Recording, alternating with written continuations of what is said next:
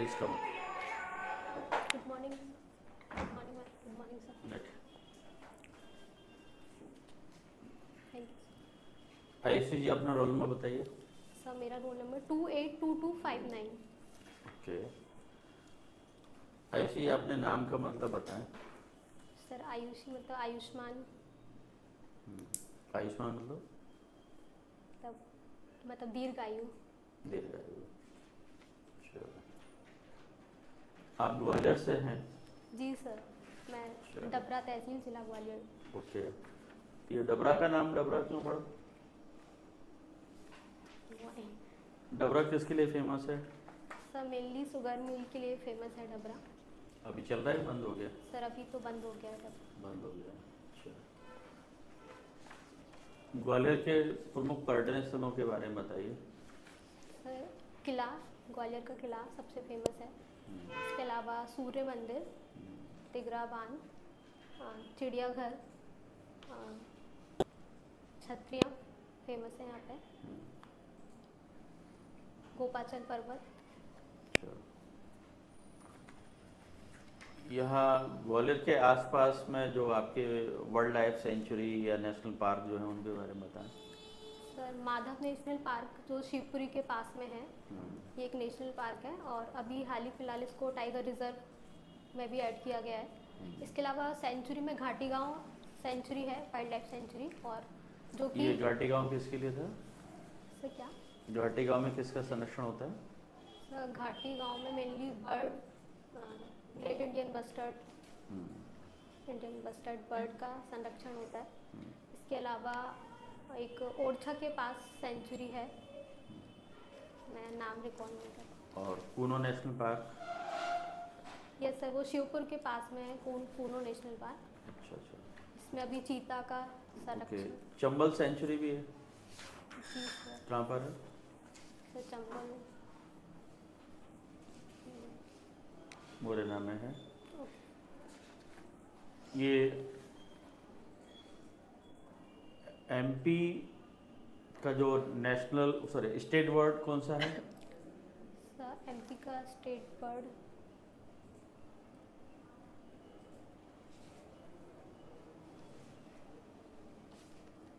Sir मैं recall. अच्छा India का राष्ट्रीय जलीय पक्षी वो जीव कौन सा है? सर इंडिया का गैंगेटिक डॉल्फिन। अच्छा चीता का साइंटिफिक नेम क्या है? चीता का अच्छा इंडिया में जो प्रवासी पक्षी आते हैं वो कौन कौन से आते हैं? सर इंडिया में तो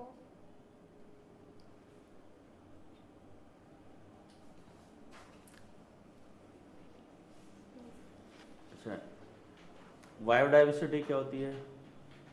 सर जीवों में विविधता जो हमें देखने को मिलती है उसे हम बायोडाइवर्सिटी कहते हैं। अलग अलग प्रकार के जीव जंतु पौधे सबका मिला के मिश्रण बायोडाइवर्सिटी कहलाता है। इकोसिस्टम क्या होता है? इकोसिस्टम बायोटिक एनवायरनमेंट का जो इंटरेक्शन है वही इकोलॉजी कहलाता है। अच्छा फोना फ्लोरा? फोना मतलब कि एनिमल्स, और फ्लोरा मतलब जितने भी प्लांट्स हैं उनको फ्लोरा बोलते हैं। अच्छा एमपी में कितने बायोस्फीयर रिजर्व हैं? सर एमपी में 3 बायोस्फीयर रिजर्व्स। कौन कौन से? रिकॉल। अच्छा एमपी के जो नेशनल पार्क है उनमें सबसे ज़्यादा कौन सा वाइल्ड लाइफ एनिमल है? इसमें सबसे ज़्यादा वाइल्ड लाइफ एनिमल है। इन सब मतलब कौन कौन से मतलब एनिमल्स ज़्यादा हैं वर्ल्ड में? सब मेनली जो यहाँ पर जो वाइल्ड लाइफ है वो मेनली टाइगर्स सबसे ज़्यादा पाए जाते हैं। टाइगर एमपी को टाइगर स्टेट भी बोला जाता है इसीलिए। तो टाइगर है और ब्लैक बक है। अभी एमपी गवर्नमेंट ने अपना एनिमल सेंसस रिलीज किया है उसके बारे में बता सकता है? उसको पढ़ लीजिएगा है ना। अभी हाल ही में आया। अच्छा ये टाइगर जो रिजर्व है एमपी के कितने नेशनल पार्क में है? सर टाइगर प्रोजेक्ट अभी टोटल 9 टाइगर रिजर्व हैं। सबसे पहले किसमें आया था? तो सबसे पहले पन्ना नेशनल पार्क। कब? सर सन मुझे याद।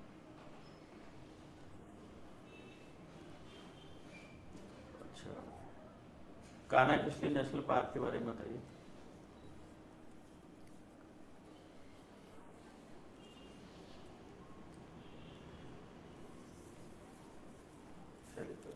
सर आपकी इसकी बता दीजिए कि आप आपकी 10 से आपकी यात्रा शुरू हुई, फिर 80 के आसपास आप हमेशा रहे, जी सर। तो आपने जूलॉजी ही क्यों लिया? इतनी परसेंट बनने के बाद क्या कारण रहे कि आप जूलॉजी? सर मेरे पास बायोटेक्नोलॉजी था। नहीं, मतलब 10th के बाद एक सब्जेक्ट चूज करना पड़ता है, तो आपने किस उद्देश्य से 10th के बाद एक सब्जेक्ट चुने? सर एक्चुअली मेरा रिसर्च ओरिएंटेड, मुझे रिसर्च वाली फील्ड में जाना था। मेरी एक सीनियर थी जो मतलब इस फील्ड को फॉलो कर रही थी और उनसे मुझे प्रेरणा मिली कि मैं ये वाली फील्ड फॉलो कर सकती हूँ, तो इसीलिए मैंने ESC किया था। अच्छा, एम्फीबियंस में जो ऑर्गन का विकास होता है वो कैसे होता है, तो उसके बारे में बताएं। सर एम्फीबियंस माइटोसिस मियोसिस में क्या अंतर है? सर माइटोसिस में इक्वेटोरियल डिवीजन होता है और मियोसिस में रिडक्शनल और इक्वेटोरियल दोनों डिवीजन होते हैं। मतलब माइटोसिस में एक सेल से 2 सेल बनती हैं और मियोसिस में क्रोमोसोम नंबर हाफ भी होता है और एक सेल से 4 सेल का फॉर्मेशन होता है। माइटोसिस आपको नॉर्मली सोमेटिक सेल्स में देखने को मिलती है, मियोसिस हमें जर्म सेल्स में भी देखने को मिलती है। फ्रेश वाटर और सॉल्ट वाटर जो फिशेस होते हैं उनमें 4 नाम बताएं।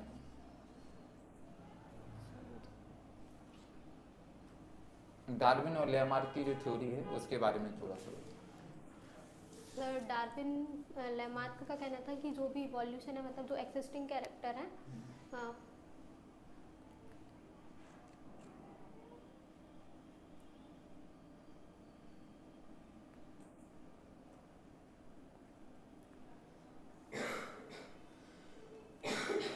कोशिका के बारे में बताएं, सेल के बारे में कितने पार्ट्स होते हैं, क्या क्या इनके अंदर पाया जाता है। कोशिका के पार्ट्स होते हैं, माइटोकॉन्ड्रिया होता है, प्लाज्मा मेम्ब्रेन होता है, राइबोसोम्स होते हैं, तो न्यूक्लियस होता है। इनके बारे में थोड़ा सा डिटेल बताएं, यहाँ पर बोर्ड पर बता सकते हैं।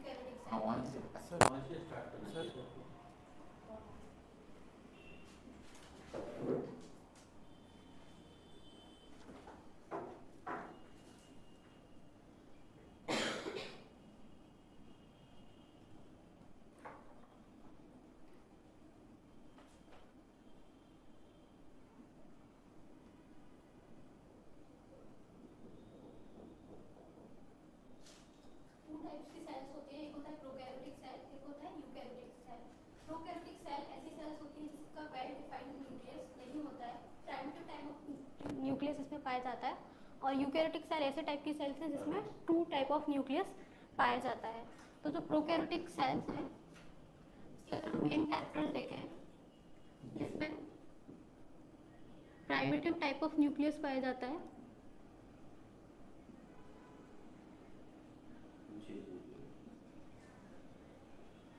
अगर हम प्राइमेटिव टाइप ऑफ न्यूक्लियस की बात करते हैं तो न्यूक्लियस ऐसा जिसके ऊपर न्यूक्लियर मेम्ब्रेन नहीं पाई जाती, वो एक नॉर्मली आप सेल्स के अंदर ऐसे ही पड़ा रहता है, इसलिए आपका प्रोकैरियोटिक सेल रहता है और इसमें एक वेल डिफाइंड न्यूक्लियस होता है यूकैरियोटिक सेल में।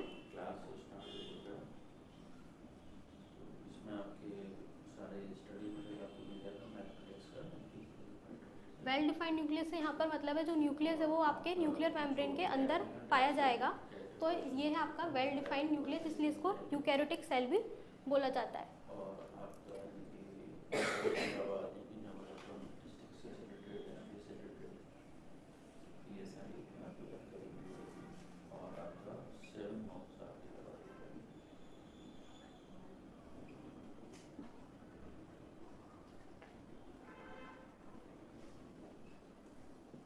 ऑफलाइन वाले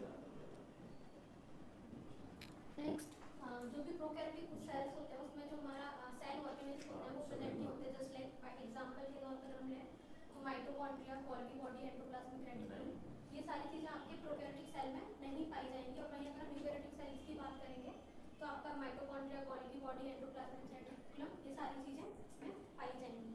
जो प्रोकैरियोटिक सेल्स होते हैं उसमें 70 टाइप ऑफ राइबोसोम्स हमको देखने को मिलते हैं।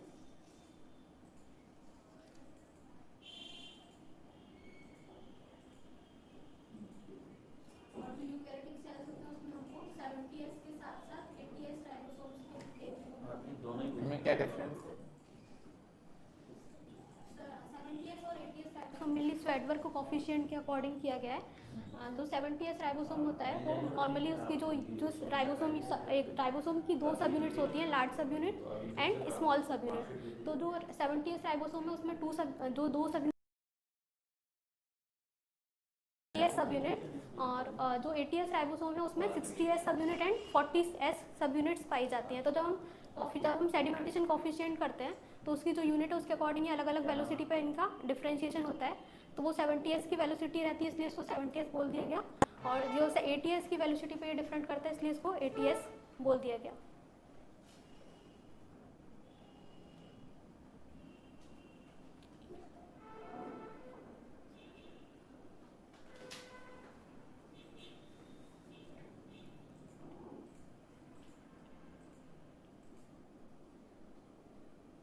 रहने दीजिए, बैठिए। ओके,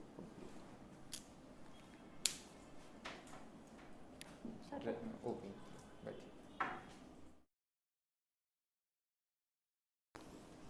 अच्छा, जैसे आपने डार्विन के बारे में बताया, लेमार्क के बारे में थोड़ा सा बताया, इकोलॉजी के बारे में आप कुछ बताएंगे? इकोलॉजी के बारे में सर इकोलॉजी के बारे में जनरल व्यू। हाँ, जनरल व्यू आपका। सर जो भी कैसे इकोलॉजी चेंज हो रही है तो उसका क्या समाधान निकालेंगे, कुछ ऐसे बताएं। सर इकोलॉजी चेंज हमारे मतलब सबसे ज़्यादा जो मेन कारण है वो एक तो है कि हम जो डिफॉरेस्टेशन कर रहे हैं जी, डिफॉरेस्टेशन करने के कारण जो हम डिफरेंट काइंड्स ऑफ एनिमल्स हैं उनका हैबिटेट लॉस हो रहा है। साथ में जो हमारे प्लांट्स हैं, प्लांट्स जो मेनली आपको ऑक्सीजन प्रोवाइड करते हैं, जो ऑक्सीजन का और CO2 का इम्बैलेंस हो रहा है, वो सारे इम्बैलेंस के कारण आपके जो डिफरेंट इंटरेक्शंस हैं वो आपका क्लाइमेट चेंज के कारण हमको देखने को मिल रहा है। मतलब अभी हम देख रहे हैं कि जैसे अभी हाल फिलहाल एक तो ये मतलब तूफान के, साइक्लोन के कारण भी है, बट कहीं ना कहीं ये सारी चीज़ें हमारे डिफरेंट हमारा जो कम्युनिटी स्ट्रक्चर है उसमें इतना ज़्यादा डिस्टर्बेंस आ गया है जिसके कारण जो हमारा क्लाइमेट है, इकोलॉजी की जो इंटरेक्शंस हैं वो उनमें डिस्टर्बेंसेस हो गए हैं, जिसके कारण हमारा क्लाइमेट चेंज बहुत ज़्यादा अफेक्ट हो गया है।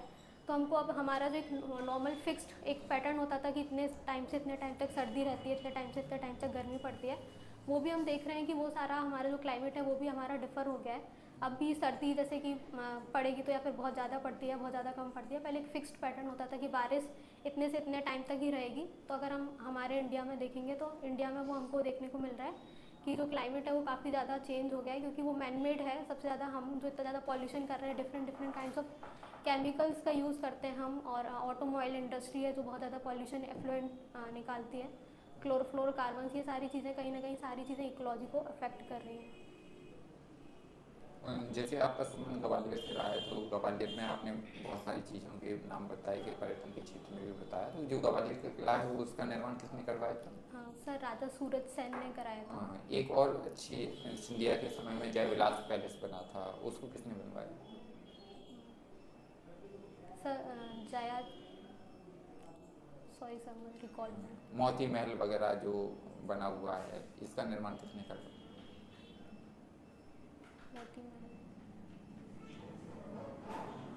आज हम फूलबाग चौराहे पे बैठे हुए हैं, फूलबाग का निर्माण किसने करवाया? सर माधवराव सिंधिया नहीं,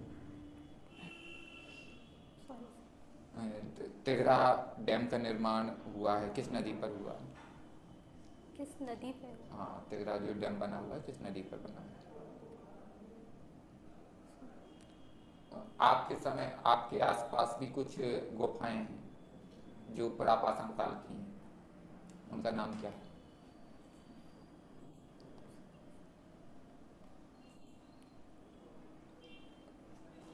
ओके मैम। हाँ जी, आयुषी, जी तो मैम। अभी आपने सुना होगा कि एक साइक्लोन के बारे में, यस मैम। उसका नाम बता सकती हैं? Ma'am Montha cyclone. मोता कहाँ आया ये? मैम मेनली ये आंध्र प्रदेश में, आंध्र प्रदेश से होते हुए उड़ीसा टकराया है। उड़ीसा मेनली, इसका जो मेनली इफेक्ट हमको देखने को मिला है वो आंध्र प्रदेश और उड़ीसा में देखने को मिला है, बट साथ साथ पूरे जो आसपास का एरिया उन सब में भी हमको थोड़ी बहुत अतिवृष्टि वगैरह देखने को मिली है। ठीक है। अच्छा, आपने अगर बात करें ऑस्ट्रेलिया में जो ग्रेट बैरियर रीफ है उसके बारे में सुना है? नो अच्छा, कोरल रीफ तो सुना होगा। कोरल रीफ क्या होते हैं? मैम, जहाँ पे कोरल्स का नंबर ज़्यादा हो। तो ये कोरल होते क्या है? मैम कोरल्स हमारे ये क्या है, किस फाइला में आते हैं, किस फाइलम में आते हैं?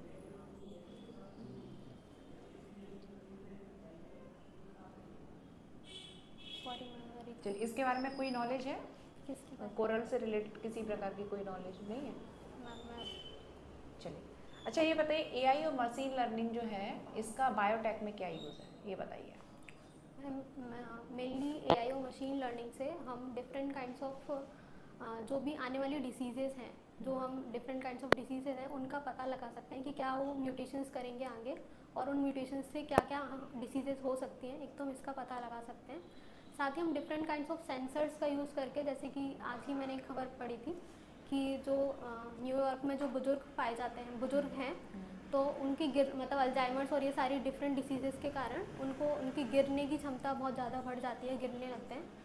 तो वहाँ पर एक अभी वो चल रहा है एक प्रयोग कि वहाँ पर एआई का यूज़ करके डिफरेंट सेंसर्स उनके आसपास लगाए जा रहे हैं, ताकि अगर जब भी वो गिरें तो एक सेंसिंग उनको मिले और जिससे उनको किसी को इन्फॉर्म किया जा सके कि ये व्यक्ति यहाँ पर गिर गया है। ओके, अभी आपने अल्जाइमर के बारे में बताया, तो ये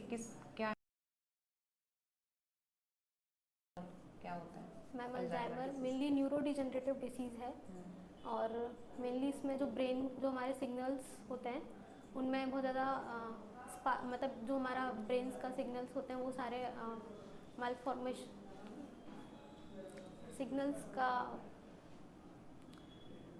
ब्रेकेज कह सकते हैं वो हो जाता है, जिसके कारण जो व्यक्ति है उसका ब्रेन से सिग्नल प्रॉपर्ली नहीं हो पाता, तो वो उसको भूलने की बीमारी और वो मस्कुलर, मतलब वो बहुत ज़्यादा मस्कुलर्स उसके जो हैं वो वीक हो जाते हैं, इसी कारण अल्जाइमर है कि उनको ये डिसीज़ हो सकती है क्या? मैम डायबिटिक पेशेंट्स को डिसीज़ कि ये वाली अल्जाइमर डिसीज़ जो है ये हो सकती है क्या? मैम नॉर्मली तो ऐसा कोई कोरिलेशन हमें देखने को नहीं मिला है, बट अगर हम प्रोग्रेसिव, क्योंकि एजिंग रिलेटेड डिसीज़ है, तो जैसे जैसे एज बढ़ेगी तो हो सकता है कि उनमें पहले से एक डिसीज़ है जिसके कारण उनमें वो डिसीज़ होने की कैपेसिटी ज़्यादा हो सकती है। अच्छा, डायबिटीज़ की अगर बात चल रही है तो डायबिटीज़ के टाइप बताइए, कितने टाइप के होते हैं? मैम टाइप 1 और टाइप 2 डायबिटीज़ होती है। बताइए। टाइप 1 में जो हमारा इंसुलिन है, इंसुलिन का फॉर्मेशन हमारी सेल्स, मतलब जो हमारा सेलुलर अपटेक है इंसुलिन, वो नहीं हो पाता है, और टाइप 2 डायबिटीज़ में जो इंसुलिन है उसका फॉर्मेशन ही नहीं होता है। अच्छा, इंसुलिन जो है इसको किसने तैयार किया था? मैम कंपनी नहीं, किसके द्वारा सबसे पहले जो है खोजा गया था, तैयार किया गया था इसको? मैम उसे कंपनी नहीं, खोजा किसे गया था? सबसे पहले तो खोज होती है ना। Yes ma'am, sorry ma'am. चलिए, इंसुलिन है क्या आखिर? मैम क्या है? कार्बोहाइड्रेट्स है, प्रोटीन है, फैट है? मेनली प्रोटीन है। प्रोटीन है, ठीक है। तो बताएंगे थोड़ा इसके बारे में? मैम इंसुलिन 59 अमीनो एसिड की एक चेन है जो 2 सब यूनिट से मिलकर बनी है, ए और बी सब यूनिट, जिसमें 2 डाइसल्फाइड बॉन्ड्स पाए जाते हैं। मेनली इंसुलिन का काम होता है कि जब भी जैसे हमारी बॉडी में जब ग्लूकोज का लेवल ज़्यादा है तो ग्लूकोज को सेल्स के अंदर अपटेक करा देना, और जैसे ही जब हमारी बॉडी में ग्लूकोज का लेवल अगर कम है तो वापस हमारी बॉडी में ग्लूकोज के लेवल को उसको इंक्रीज़ कराना। तो ये इंसुलिन उसको बॉडी की ग्लूकोज मेटाबॉलिज्म को रेगुलेट करती है। तो ये इंसुलिन जो है वो डायबिटिक पेशेंट को दिया जाता है, तो उसको हम ओरल क्यों नहीं देते? कभी मैम- सुना है ओरल दे तो जल्दी क्या है जरूरी इंजेक्शन लगाना? मैम इंजेक्शन ही क्यों लगाए जाते हैं? कभी सोचा इस बारे में ओरल क्यों नहीं दिया जाता? मैम मेनली अगर हम ओरल देंगे तो हमारे जो स्टमक में जाके जो डाइसल्फाइड बॉन्ड्स है उनका ब्रेकेज हो जाएगा, जो इंसुलिन है उसकी एक्टिविटी ख़त्म हो जाएगी, इसलिए हम उसको बाय इंट्रामस्कुलर प्रोटीन है, डाइजेस्ट हो जाएगा। यस। ठीक, चलिए। अच्छा ये बताइए आयुषी जी कि सेल साइकिल, ये इसके बारे में बता सकती हैं? Cell cycle. Yes ma'am, cell cycle के 4 फेज होते हैं, G1, S and G2 and M phase. G1 stage पर सेल अपने आप को प्रिपेयर करती है for the replication. S phase जो ये 11 हर्ट्ज का टाइम लेती है। S फेज 8 आवर का टाइम है जिसमें मेनली सेल रेप्लिकेशन परफॉर्म करती है। जैसे सेल को रेप्लिकेशन करना है तो सेल S फेज में जाके रेप्लिकेशन करेगी। फिर G2 फेज वापस से एक मतलब आपका फेज है, M फेज के लिए तैयार होने के लिए एक आपका फेज है। तो इसमें होता क्या है? मैम जो भी M फेज में जो डिवीज़न होना है उसके लिए सेल्स वापस अपने आप को प्रिपेयर करते हैं कि जो उसके पास सारी मतलब एक तो रेप्लिकेशन आपका सही हुआ है या नहीं हुआ, आपका माइटोसिस, जो सेल्स अगर बेकार है तो उनको माइटोसिस में ना भेजा जाए, और जो सेल्स सही है अगर उसमें कुछ अगर कुछ उसमें रिपेयरिंग होनी है तो आपकी G2 सेल्स के मतलब पहले ही रिपेयरिंग हो जाएगी M फेज में जाने से पहले। अच्छा इसमें से प्रोटीन सिंथेसिस कहाँ होगा? किस फेज में होगा? S फेज में, G2 फेज में कि G1 फेज में? मैम S फेज में। S फेज में प्रोटीन सिंथेसिस होगा कि G2 फेज में होगा? नो मैम, मतलब वैसे अगर हम देखेंगे तो डिफरेंट काइंड्स ऑफ प्रोटीन्स हमारे सारे फेज में हमको देखने को मिलेंगे। जैसे G1 ऑब्वियसली कि अगर S फेज में उसको रेप्लिकेशन करना है तो उससे पहले जो भी उसको प्रोटीन चाहिए वो पहले G1 फेज में बनाएगी। फिर S फेज के लिए उसको जो भी प्रोटीन रेप्लिकेशन के लिए जितने भी प्रोटीन चाहिए वो सारे S फेज में भी बनेंगे, और माइटोटिक फेज के लिए जो प्रोटीन चाहिए वो G2 फेज में भी बनेंगे। तो मेरे अकॉर्डिंग सारे फेज में प्रोटीन रेप्लिकेशन। अच्छा इसमें क्या होता है कि डीएनए की जो है अगर बात करें मात्रा डबल होती है कि क्रोमोसोम का नंबर डबल हो जाता है? Ma'am mainly chromosome number same रहता है, आपका डीएनए का अमाउंट बढ़ डबल हो जाता जाता है, नंबर वही रहता है। यस ठीक है। अच्छा M फेज के बारे में और बताइए। मैम M फेज हमारी नॉर्मली डिफरेंट फेज में डिवाइड है, prophase, metaphase, anaphase and telophase. Prophase में सेल्स जो होते हैं सबसे बड़ी फेज कौन सी होती है इसमें? मैम सबसे बड़ी इसमें प्रोफेज रहती है। प्रोफेज बताइए इसका। मैम प्रोफेज में मेनली जो हमारी सेल्स अब जो दो मतलब ऐसे रेप्लिकेशन हो चुका है, जो 2 सेल्स हैं उसका मतलब हमें अब रिकॉम्बिनेशंस कराने हैं, तो उसके लिए जो 2 सेल्स हैं उसका जो न्यूक्लियर मेम्ब्रेन है वो मतलब उसका डिवाइड होगा। अच्छा G0 फेज क्या होता है? G0 फेज रेस्टिंग फेज को हम G0 फेज तो ये किसके बाद आता है? जो कोशिका है वो G0 फेज में कब चली जाती है? मैम अगर सेल्स जब माइटोसिस के बाद अगर उसको डिवीज़न करना है तो सेल्स आगे G1 SS G2 जाएगी, बट अगर माइटोसिस फेज के बाद अगर उसको उसी स्टेट में रहना है तो वो आपके रेस्टिंग फेज में रहेगी। तो उसे G0 माइटोसिस के बाद चली जाती है कि G1 के बाद जाती है? मैम माइटोसिस के बाद। माइटोसिस के बाद। ठीक है। अच्छा मुझे ये बताइए आप कि जो क्रिस्पर टेक्निक्स है, ठीक है, तो क्रिस्पर तो ठीक है, क्रिस्पर Cas9 के बारे में बताइए, ये क्या है? CRISPR Cas9 mainly CRISPR technology एक बैक्टीरिया की खुद की एक टेक्नोलॉजी थी जिसका यूज़ करके हम अपना यूज़ कर रहे थे। क्रिस्पर जो टेक्नोलॉजी है वो बैक्टीरिया की टेक्नोलॉजी की, जब भी कोई बैक्टीरिया के अंदर कोई बैक्टीरियोफाज जब इन्फेक्शन करता है तो उसके जो जीनोम है, जो बैक्टीरिया क्या करता है उसके जीनोम को थोड़े से पार्ट को अपने आपके बॉडी में अंदर कंजर्व करके रख लेता है, और वही जब जीनोम दोबारा आएगा तो बैक्टीरिया को याद रहेगा कि ये वाला पार्ट पहले आ चुका है मेरे अंदर, तो उसको उसी पार्ट को वो उसको डिग्रेड करने की क्षमता रखता है। तो इसी का यूज़ करके हमने क्रिस्पर कैस टेक्नोलॉजी का डेवलपमेंट किया है मैम, और अभी और कुछ नहीं। अच्छा ये बताइए कि जो GMO फूड होते हैं यस मैम और ऑर्गेनिक फूड, इसमें क्या अंतर होता है? मैम जो ऑर्गेनिक फूड्स हैं उसमें मेनली हम इंसेक्टिसाइड्स मतलब जो हर्बिसाइड मतलब जो हमारे पेस्टिसाइड्स हैं उनका यूज़ नहीं करते। तो और जो जेनेटिक मॉडिफाइड हमारे मतलब फूड्स हैं उसमें हम हमारे जो different kinds of genetic engineering के द्वारा हम हमारे फूड की न्यूट्रिशनल क्वालिटी को इंक्रीज़ करते हैं या फिर उसकी प्रोडक्शन को इंक्रीज़ करते हैं, तो वो हमारे जेनेटिक मॉडिफाइड हैं।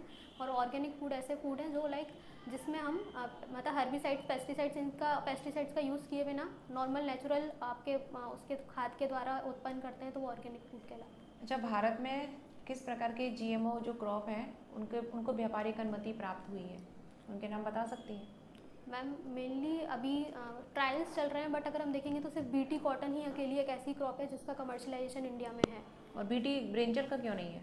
मैम बीटी ब्रिंजल का पहले हुआ था, बट क्योंकि बहुत सारे ऑर्गेनाइजेशन थे जिन्होंने उसका अपोज किया, तो बीटी ब्रिंजल अभी मतलब कमर्शलाइजेशन स्टेट पे नहीं है। तो सिर्फ क्यों किया ट्रायल। विरोध? इसका कारण क्या था, वही तो पूछना चाह रही हूँ। मैम विरोध इसलिए किया गया कि लोगों को अभी लोग उतने अवेयर नहीं है जेनेटिक मॉडिफाइड क्रॉप्स के बारे में, तो लोगों को लगता है कि जब जेनेटिक मॉडिफाइड अगर हम ये सारी चीज़ें खाएंगे तो हो सकता है कि क्योंकि हमारी गवर्नमेंट की तरफ से या फिर हमारी जो ऑर्गेनाइजिंग बॉडी है उनकी तरफ से भी क्लियरली इंस्ट्रक्शंस हमें नहीं दिए जाते, तो नॉर्मली लोगों को लगता है कि अगर हमने ऐसा कुछ खाया जिसमें पहले से कोई चेंज कर दिया है तो ऐसा ना हो कि हमारे साथ कुछ गलत हो जाए, इसलिए जो लोग हैं वो उसका विरोध कर रहे थे। और बहुत सारी जगह देखने को मिला कि जहाँ पर जैसे बीटी कॉटन्स का जो अभी है, पहले लाइक 2015 तक तो बीटी कॉटन का प्रोडक्शन काफ़ी अच्छा हुआ था इंडिया में, इंडिया एक्सपोर्ट भी कर रहा था। बट अभी हम देखते हैं तो बीटी कॉटन वापस जो उसका प्रोडक्शन रेट है वो काफ़ी कम हो गया है। तो थोड़े टाइम बाद हमको देखने को मिलता है कि जो हमने रजिस्टिविटी उसमें जीन डाले थे वो धीरे धीरे इन्वायरमेंट में जब रहेंगे तो ऑब्वियस है कि हमारा जो इकोलॉजिकल नेचर है कि जो भी बैक्टीरिया जो भी पाए जाते हैं उसमें क्रिएचर्स, और वो कुछ ना कुछ टाइम उससे रजिस्टिविटी शो करेंगे। तो अभी हमको ऐसा देखने को मिल रहा है कि बीटी कॉटन में भी रजिस्टिविटी जो जीन हमने डाला था उसकी रजिस्टिविटी आ अच्छा, वो गई है। जीन डाला था वो किस के लिए डाला गया था? कॉटन को किससे बचाने के लिए डाला गया था? मैम बॉम्ब्स के लिए बचा। हाँ, उसका नाम बताओ। Ma'am ball pop. उसका पूरा नाम? अच्छा, वो जीन बताइए किसका डाला गया था, ये बताइए। मैम जीन डाला गया है, बैक्टीरिया का डाला गया उसका था। नाम बताइए। मैम नाम मैं रिकॉल नहीं कर पा रही हूँ। क्राइबन एप जीन डाला था। Bacillus thuringiensis। Yes yes ma'am, sorry नाम याद होना चाहिए। यस मैम, बैक्टीरियस thuringiensis। चलिए, एक अंतिम प्रश्न है, फिर सर आपसे पूछेंगे। आप ये और बताइए कि गोल्डन राइस के बारे में सुना है आपने? Yes ma'am. इसके बारे में बताइए थोड़ा। मैम गोल्डन राइस में मेनली जो लोग नॉर्मली नहीं अफोर्ड कर सकते खाना, तो गवर्नमेंट ने और बहुत सारे ऑर्गेनाइजिंग बॉडी ने जो राइस है उसी में विटामिन ए का कंटेंट को 22 टाइम्स इंक्रीज़ करके उसमें मतलब जेनेटिक इंजीनियरिंग के थ्रू हमारे राइस में डाला है, जिससे कि जो राइस है वो हमारा गोल्डन कलर का हमको अपीयरेंस देखने को मिलता है। बट उसका मेन जो बेनिफिट है वो ये है कि जो हमें जब भी हम वो राइस खाएंगे तो विटामिन ए भी हमारी बॉडी में उसके द्वारा चला अच्छा, क्या भारत में पीडीएस के थ्रू इस प्रकार के चावल का वितरण किया जाता है, गोल्डन राइस? गवर्नमेंट ने डाला है कि हमारे यहाँ जो है कमी है, अगर तो कमी को पूरा किया जाए। मैम बट एक्चुअली अभी कमर्शलाइजेशन इन सारी चीज़ों का भी उतने लेवल पे नहीं हो पाया, अभी सब सारी चीज़ें ऐसा है कि तो भारत में भी नहीं हुआ? No ma'am. Okay, very good, अभी भारत में नहीं है। Yes ma'am. ठीक। सर आयुषी ये बताइए कि वर्ल्ड जो पर्यावरण दिवस है वो कब मनाया जाता है? सर 5 जून। 5 जून। अच्छा, फॉरेस्ट से रिलेटेड एक लॉ लेकर के आया गया था, वो किस ईयर पे आया था? सॉरी। चलिए, ये बताइए, न्यूज़पेपर रीडिंग आप करते हैं? Yes sir. तो आज की मतलब आज आपने न्यूज़पेपर पढ़ा है? Yes sir. तो आज की कुछ 3 या 4 हाईलाइटेड न्यूज़ बताइए। सर एक जो सबसे बड़ी न्यूज़ है महिला वर्ल्ड कप, महिला का जो अभी सेमीफाइनल था, तो महिला इंडिया की जो भारत टीम है, महिला टीम, उसने आज का सेमीफाइनल ऑस्ट्रेलिया जो 7 बार की विजेता है उसको हरा के अपने मतलब जीत लिया है, जो कि मुंबई में मैच हुआ था। ठीक है। और इसके अलावा सेकंड न्यूज़ मैंने पढ़ी थी कि कैसे एआई का यूज़ करके, बायो सेंसर्स का यूज़ करके हम जो ओल्ड पीपल्स हैं उनमें जो ताकि वो गिरे ना या फिर ऐसे कुछ उनके साथ दुर्घटना ना हो, तो उसका यूज़ करके कैसे हम उसको यूज़ करके उनका घर में वो बायो सेंसर्स लगा के यूज़ कर सकते हैं उनको। ठीक है। और इसके अलावा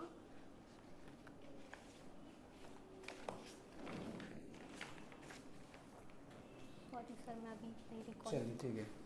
अभी जो सडन जो अभी बारिश हो रही थी, एक साइक्लोन आया था जिसका नाम मोथा था। Yes sir. ये नाम किसने दिया था? सर ये नाम थाईलैंड में दिया था। I don't remember। थाईलैंड ने ही दिया था। इसका अर्थ बता सकते हैं? सर मोन्था का मतलब होता है फ्लावर, किसी फ्लावर के नाम पर है मेनली थाईलैंड के। ठीक है।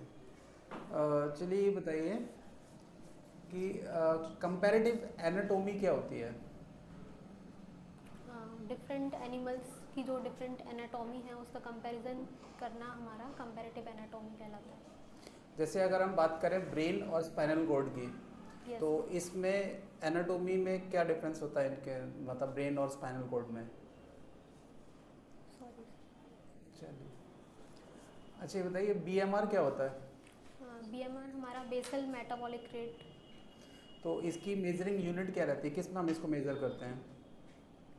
कैलोरीज, मतलब आपकी बॉडी कितना कैलोरी, जिसको नॉर्मल लिविंग के लिए जितना कैलोरीज चाहिए वो हमारा बीएमआर कहलाता है। अच्छा ये बताइए क्रोमोसोम डिलीशन और डुप्लीकेशन ये क्या होता है? सर डिलीशन मतलब क्रोमोसोम के किसी एक पार्ट को अगर हम डिलीट कर दें उस एरिया से, वहाँ का जो जीन है उसका लॉस्ट हो जाए तो वो क्रोमोसोम डिलीशन मतलब डिलीशन कहलाएगा। और वहीं अगर हम किसी पार्ट को रिपीटेटिव सेगमेंट में डाल दें तो वो आपका डुप्लीकेशन कहलाएगा। चलिए जेनेटिक डिसऑर्डर क्या रहता है?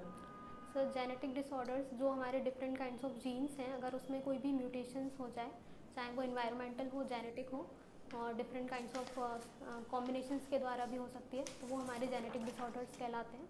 मेनली सिस्टिक फाइब्रोसिस, जो सिंगल जीन डिसऑर्डर्स है उसमें सिस्टिक फाइब्रोसिस, आपका टे-सेक्स डिसीज़। ठीक है। मेरा लास्ट क्वेश्चन है आपसे, कार्डियक रेगुलेशन क्या होता है? कार्डियक रेगुलेशन मतलब जो हमारी हार्ट की जो साइकिल है तो उसका जो रेगुलेशंस है, मतलब जो हमारी साइकिल कार्डियक साइकिल का हार्ट का रेगुलेशन कार्डियक रेगुलेशन कहलाता है। चलिए ठीक है सर। ऐसी जी यस सर। आपका फर्स्ट नोट है ना? Yes sir. आपका ये हैंड मूवमेंट बहुत हो रहा था, ये इस तरह से है ना, ये चल रहा था इस तरह। सर मैं हाथ सीधा ऐसे रखूँ? हाँ हैंड मूवमेंट बहुत ज़्यादा हो रहा था और थोड़ा सा नर्वस भी आप देख रहे थे, थोड़ा सा अपने कॉन्फिडेंट नहीं है। Yes sir. ना होना चाहिए, ठीक है। और थोड़ा सा आप बॉडी पोस्चर में थोड़ा झुके हुए हैं, थोड़ा सा आप स्टैंड पर हैं, ये आप ठीक है आपका, है ना? हैंड मूवमेंट्स आप स्ट्रेट ऐसे रखिएगा। ये बता, जैसे आप ऐसे करते हैं ना तो ये क्या होता है, एक नर्वसनेस की साइन होते हैं, उसको आप अवॉइड करिएगा। जी सर। और करंट को थोड़ा सा पढ़ लीजिएगा, और वैसे सब्जेक्ट को भी थोड़ा सा और पढ़ लीजिए। बॉयलर तो पढ़ लीजिए। बायोटेक वाला तो सब्जेक्ट ठीक है, लेकिन अगर वैसा देखो एक्चुअली मेरे वो जो कोर सही नहीं है। जूलॉजी है वो मुझे नहीं आता। मैंने उस टाइम पे थोड़ा बहुत थोड़ा बहुत ना जो 11th-12th का बेसिस था वो पढ़ के कंप्लीट कर नहीं लिया। अभी से बिल्कुल हाथ नहीं चलाना। आपका रिटन में कितने मार्क्स हैं? सर रिटर्न में मेरे 131 क्वेश्चन करेक्ट हैं। जी 131 क्वेश्चंस करेक्ट हैं। 131 क्वेश्चन। ठीक है, मतलब अभी एक दो और नोट देने का आपका सुधार हो जाएगा, बट अभी थोड़ा सा नर्वसनेस है ना, और आंसर कहीं कहीं लंबे हो जाते हैं, थोड़ा सा लेंथी हो रहे हैं ना। और ग्वालियर के बारे में तो अभी थोड़ा सा और पढ़ लीजिए, है ना। और आपके आसपास की जितने भी वर्ल्ड लाइफ सेंचुरी है, नेशनल पार्क है, उनमें कौन कौन से एनिमल्स हैं उनको भी पढ़ लीजिए। सर सबके साइंटिफिक नाइम्स हाँ नेम्स साइंटिफिक नेम तो बहुत ज़रूरी है, साइंटिफिक नेम। सर एक्चुअली मैंने पढ़े थे बट जब सॉरी आपने जब पूछा तो मैं रिकॉल नहीं कर पाई। कोई बात नहीं, उनको बार बार आप ये रिवीजन करेंगे तो आपको याद आने लगेगा। देखो मैं आपको बताऊं क्या है, आपकी जो एजुकेशन बता रही है वो उसमें कोई दो राय नहीं है कि आपके पास योग्यता नहीं है, कैपेबिलिटी नहीं है। आप में कैपेबिलिटी कई अन्य जो लोग आ रहे हैं उनसे कई ज़्यादा है, क्योंकि आपकी 84-85% बन रही है। तो आपको ये ध्यान रखना है कि आपको केवल प्रेजेंटेशन सुधारना। प्रेजेंटेशन में क्या है, थोड़ा सा अपने दिमाग में ये नहीं सोचना है कि हमें और चीज़ें करना है, हमें तो बस ये सोचना है कि हमें सब कुछ आता है, हमें जाना है। और जो प्रश्न पूछा जा रहा है उसका बिल्कुल सटीक जवाब देना है। नहीं तो यदि जवाब नहीं आता है तो जवाब ना होने के बाद शांत नहीं बैठना है, बोलना है कि सॉरी सर ये इसका आंसर मैं पता नहीं। जैसे आपने सॉरी बोलती नहीं है, आप तो ऐसे करके ले जाते हैं। हाँ ठीक है ना। ये चीज मैं बोलना चाहता दूसरा, आपको अपने जिले के बारे में बिल्कुल भी जानकारी नहीं, तो वो तो बिल्कुल आपका जो डेप्थ है वो डिसाइड करता है कि आपको कहाँ जाना है। और वो डेप्थ का हिस्सा वो छोटा सा है, डेप्थ का हिस्सा, तो वो क्लियर करके जाएं आप थोड़ा सा। आपकी हॉबी अच्छी होनी चाहिए, आपका डिस्ट्रिक्ट अच्छा होना चाहिए। तीसरी चीज, घर पर आप जब प्रैक्टिस करें तो ऐसे ही बैठ के केवल दूसरे से क्वेश्चन पूछें और हाथ नहीं हिलाएं, बिल्कुल इसी पोज पर आप आंसर दें, तो थोड़े धीरे धीरे आपकी हैबिचुअल आप हो जाएंगे वो आंसर देने लगे। क्योंकि आप इस तरीके से शुरू से ही ऐसे कर रहे थे तो ये सर ने जैसा बताया कि नर्वसनेस पहले ही दिख जाता है, चाहे भले आप नर्वस नहीं हो लेकिन एक बॉडी लैंग्वेज बता रही है कि आप नर्वस हो। तो इन चीज़ों को सुधारें और करंट पर तो आप अपडेट रखें। और यदि वर्ल्ड कप जीत जाते हैं, इस वर्ल्ड कप को विशेष रूप से तैयार करके आए कि कौन से खिलाड़ी क्या करते हैं, कहाँ के रहने वाले हैं, समझ ना, और किसने बड़ा योगदान दिया है उस पर गौर रखें थोड़ा सा, ठीक है ना। Thank you. थोड़ा सा और जैसे आप जब आंसर्स आप देते हैं ना तो जैसे आपकी वॉइस थोड़ी सी लो जा रही है, ओके सर। वो उसकी वजह से जा रही है कि आप अपने आप में कॉन्फिडेंट फील नहीं कर रहे हैं, जी। ठीक है। और थोड़ा सा जो है फेस पे स्माइल रखने का कोशिश करें। आपको आ रहा है या नहीं आ रहा दैट इज डजंट मैटर, वो एक मुद्दा नहीं है। मुद्दा ये है कि आप थोड़ा सा स्माइलिंग फेस रखेंगे ना तो एक पॉजिटिव वाइब्स जाती हैं। अच्छा, जो आपने स्पेक्स लगा रखा है, यस मुझे लगता है कि थोड़ा सा इम्प्रेसिव भी लग रहा है। ओके। हाँ, थोड़ा सा ऐसा लग रहा है आपको नीचे। सजेस्ट नहीं किया? इसको थोड़ा सा ऐसे टाइट रखेंगे ना तो आपके आईज जो कांटेक्ट वाली चीज़ है वो अभी क्या है, आपका रिफ्लेक्शंस दिखाई दे रहा है, जो आपकी आई बॉल्स पे रिफ्लेक्शंस दिखाई दे रहा है, तो इससे ये पता नहीं चल रहा। लगा देंगे इसको, या हो गया है? सब हो गया है, बाकी हाँ, मुझे चेंज करना ये बेटर है। आप सही। तो उससे क्या है कि पहले स्टार्टिंग से इसी टाइप का लगा रहे हैं या बीच में आपने चेंज किया? नहीं सर, मुझे ये 3-4 साल हो गए हैं इस वाले। यही फ्रेम है इसी टाइप? Yes sir. नहीं तो वो क्या है ना, जैसे आप उसको थोड़ा सा नीचे रहता है ना तो क्या होता है, जो वो आपका आई बॉल्स वाला जो पार्ट है उस पर रिफ्लेक्शन जा रहा है। आपके जो चेहरे के हिसाब से ये बड़ा लग रहा है मुझे थोड़ा सा। वो क्या है सर, आजकल थोड़ा फैशन चल रहा है, फैशन वाला है ये? ओके। आजकल थोड़ा ये बड़ा चल रहा है। अच्छा, फैशन के साथ। सर एक्चुअली मुझे चेंज कराना है, मैं कोशिश करूंगी कि मैं अभी इंटरव्यू से पहले ही चेंज कराना। थोड़ा सा छोटा कर लो, बहुत बेटर मतलब है। फैशन वाला नहीं होना चाहिए मेरे साथ। अब ठीक क्योंकि है, चल रहा है तो अच्छी बात है। नहीं तो क्या है, चलने के लिए साथ साथ ये भी होता है कि जो बोर्ड मेंबर होते हैं वो फैशन के साथ कम चलते हैं, यस तो उनकी विचारधारा से आप थोड़े से साथ चलोगे ना तो नंबर ज़्यादा आएंगे, और उनकी विचारधारा नए लोगों के साथ चलोगे तो वो नए लोग तो नंबर दे रहे हैं आपको, तो उसको भी ध्यान रखना है। थोड़ा सा बदल ही लें, वो बेटर रहेगा, बड़ा है थोड़ा सा। नहीं, स्टार्टिंग से 2-3 साल से यही लगा रहे हैं? यस सर, मतलब मेरे को 3 to 4 इयर्स हो गए हैं इस वाले। अच्छा, इसी को तो चेंज मत करो क्योंकि फिर वो उस समय आदत नहीं रहेगा। आदत नहीं रहेगी ना, तो चेंज मत करो। ठीक है, कोई